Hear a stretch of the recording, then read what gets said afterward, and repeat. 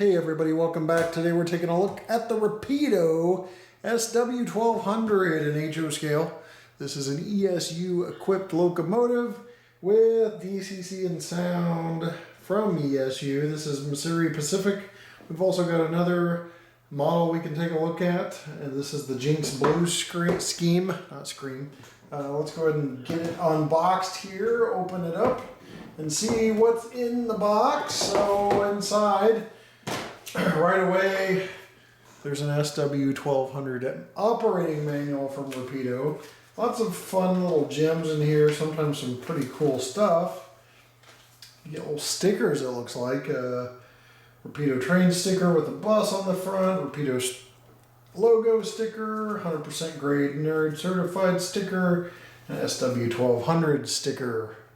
So, also, a little flyer about how to find Rapido trains, their website, Facebook, YouTube, whatever that is. I don't know what YouTube is. At Rapido Trains Inc. on Instagram, and their phone number where you can call and bother their staff. So also inside, lots of different stuff, including the table of contents. There is a locomotive exploded parts diagram in here. Well, that was actually just the locomotive. I don't know if the exploded parts is really in here, but anyway, just the locomotive itself. Talks about factory reset, removing the shell operation, installing a silent decoder operation with sound, locomotive functions F0 to F20. Alright, so now we have gone through a little bit of the manual. I'm going to leave most of the surprises for you though. I'm not going to ruin them. They just have funny little quips in there sometimes. Not guaranteed all the time, but holy bag of extra stuff here. These are some window coverings, grates, and spark arresters in this bag here. And this bag has a fuel tank cover for the bottom of the locomotive. Pulling the locomotive out of the box, you get the foam in the plastic blister inside the foam. We'll pull out here, and all of a sudden we've got Mopac. You've got Mopac. It's like the AOL guy's voice, right? Well, that's out of the box, just showing you a basic unboxing. Now let's do a 360 of the detail next. Alright, so now we got Mopac up front. Now we showed you the windows in the packet. That's because there's different window configurations you can put on this unit. This unit has been seen with different window configurations, and you can just put those windows on. You can also change the fuel tank bottom, or actually put one on. This one's squared off and is you know, not as prototypical, or one of the options of the two, I can't remember. But anyway, handrail protectors, wanted to show you those real quick. They protect everything, keep it straight. Rapido is known for their detail. So as you can see, by having those handrail protectors, everything's nice and straight. Here's the back. We'll go over that in detail as well. We are without a layout right now, or without any sort of platform, so we're in my office because the layout is underway. We've already got 400 or 200 man hours down and more to go, but it will be actually completely done with bench work very, very soon. So that's good news, and we can get to reviews on the actual layout bench work and then start working on the bench work. So let's talk about these locomotives real quick as I do a Vanna White deal spinning this around. They're built in 1954 all the way to 1966. You can still see them around today.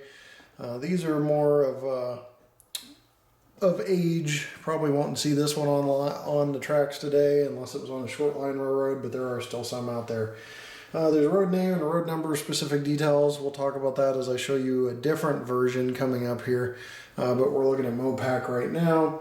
Yeah, the prominent spotting features on the SW1200 is going to be the spark arresters on the exhaust. These big caps on here on the exhaust. Now these are actually etched metal in this case, and they actually sit right on top, and they're pressed fit on there. So it's a really nice detail. It's see-through, maybe a little hard to catch, but it is see-through etched detail. This comes with inspection lights. That's going to be below here. You got Flexicoil trucks or Type A trucks. The Mopac, I believe, is Type A, if I have my truck type right, but you can see that there.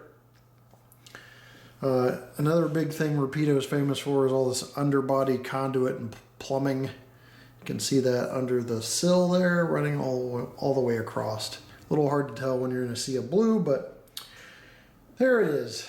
567 prime mover sounds in this from ESU, by the way. And you got little details like lift rings and stuff we'll try to get to. Gasket detail on the windshield or on the windows.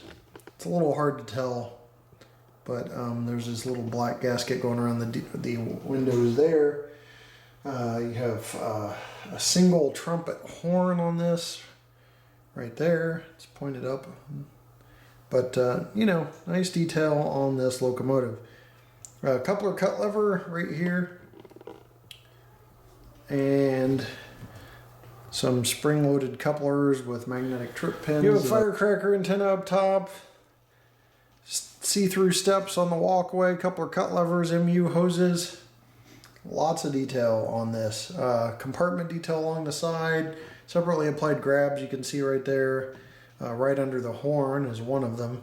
There's an independent bell up front with the bell bracket, and you have a three-dimensional radiator fan detail and grill detail up front there as well. Classification lights up front, headlight, rear lights, number boards, the whole nine. A lot of this we have to get into in operation. All right, promised you there'd be a different version, and so it is. Here's Rock Island. This is a good way to kind of show you that road name detail. You can see so many differences right off the bat from the exhaust. There's no spark arresters present. 2, there's no handrails on the side, for example. I mean, look, handrails, no handrails.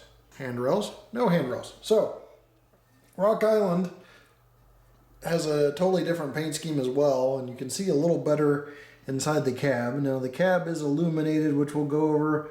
They put a lot of detail in the cab, and I can't really see it or get a view, but I think there's even a little HO scale fire extinguisher in here, or they had done that on one of their models.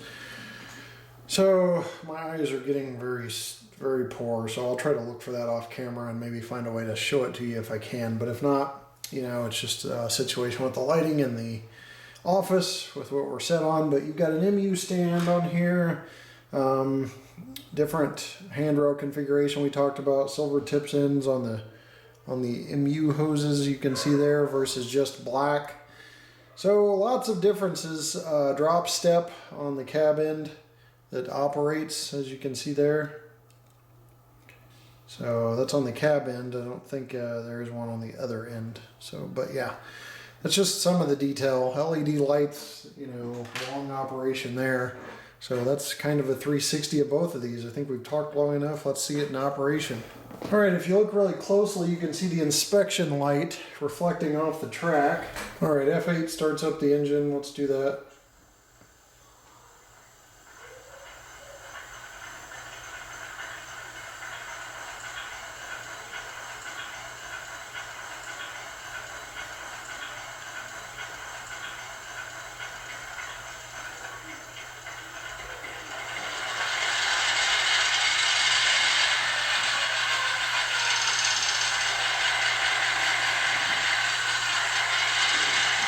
Really seems like it's struggling to start there, but I think it's just prototypical start process of the engine. You can see the number boards lit there on the front. We're going to go through some sounds.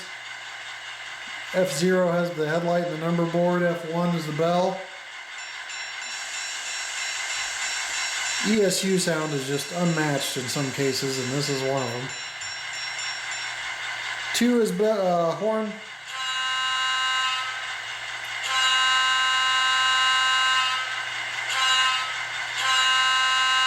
Completely playable, very responsive horn there, so I did the grade crossing for you. 3 is curb squeal. I don't know if we'll get that or not. I think you have to move a good bit to get it going. So I don't know if we'll be able to pick up curb squeal. There it is.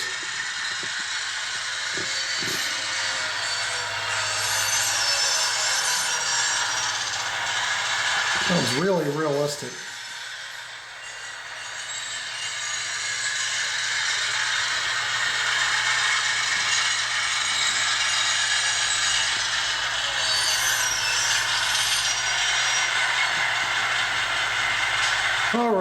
So that's all wrapped up. F4 dynamic brake. We're going to skip that one. F5 Doppler horn.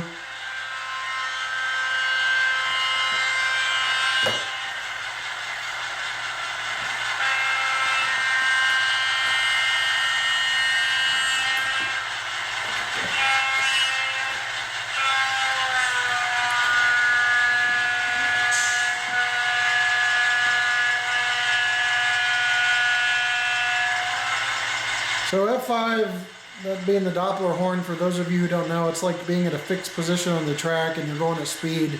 It's making a sound as it's getting closer to you and then eventually further away from you after passing.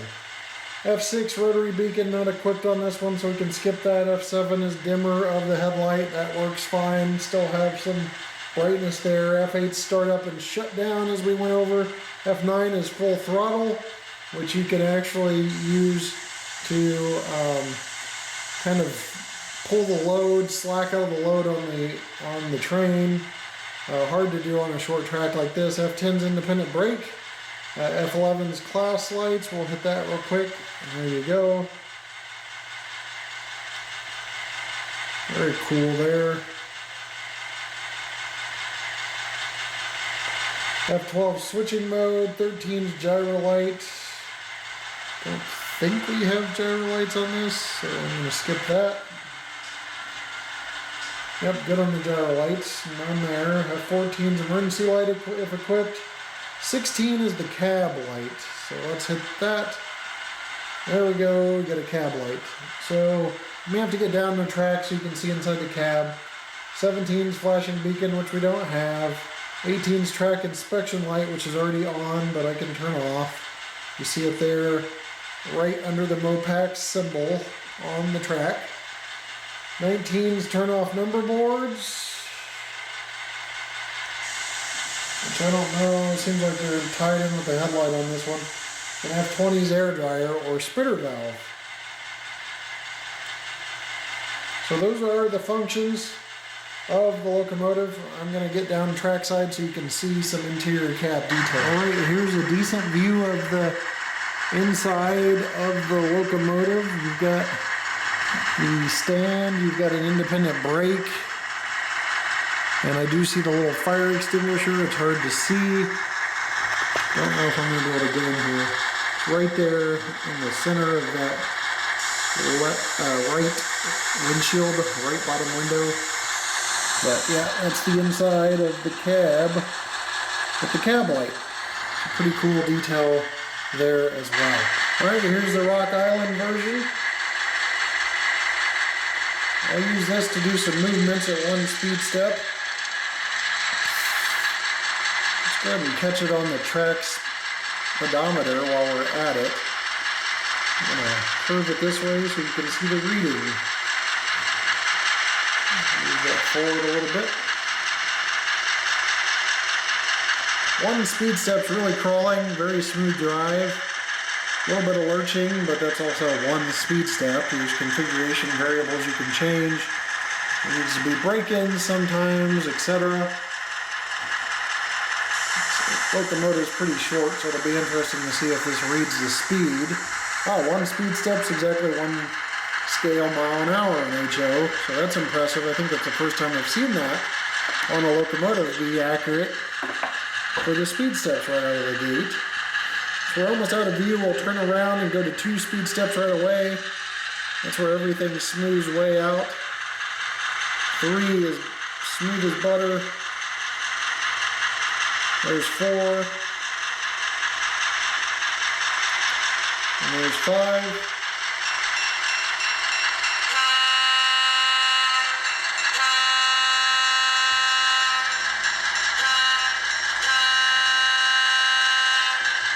Now, you wouldn't get Rapido putting the same horn on engines that don't have that horn. So there's so many different road names. I'm sure the horn is different and accurate for that locomotive. But the prime mover is pretty much 560 or 567 universally. Here, I don't know how well it's showing, but I'm going to go ahead and put it on here anyway. We're going to do a pull test here.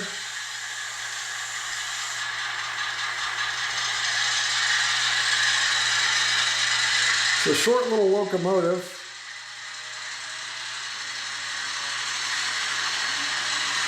We have 4-axle pulling at 1.2 ounces. It's about 17, 18 cars this can pull without issue. Ooh, and it took off from me. It may do better than that. I've noticed this pull meter seems to be pulling low lately, but there's some brake squeal for you. But you can guarantee that at least that it's going to be able to pull. I'm going to go over and look at weight on this real quick. 0.68 pounds, 10.7 ounces, 10.6 ounces, 300 grams, 0.300 kilograms, 0.66 pounds, or 10.5 ounces, like I said. So that's your weight on the locomotive.